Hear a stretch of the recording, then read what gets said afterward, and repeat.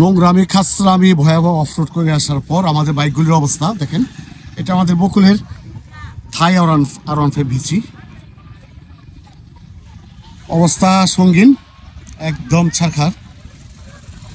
এটা সোহেল ভাই R15 ভিচি ইঞ্জিনটা, আর আমার জামাল কদু দেখেন অবস্থা। এই দেখেন পেক্কাদা বালু শেষ ছারখার।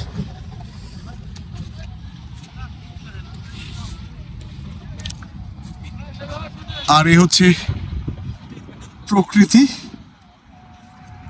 এই সেই নীলাদ্রি বা শহীদ সিরাজ লেক। ওরা ফটোশুট করছে ডুবন্ত কুসুম সূর্যকে নিয়ে, আর এগুলি সব কেটে কুটে ছাড়খাড় করে ফেলছে। এই টিলাগুলি এখনো আছে।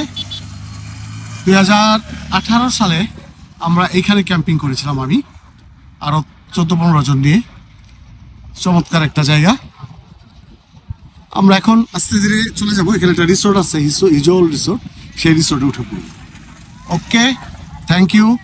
এদিকে আসলে ধুলা খাওয়ার নিয়ত করে আসবেন, খুবই খারাপ অবস্থা।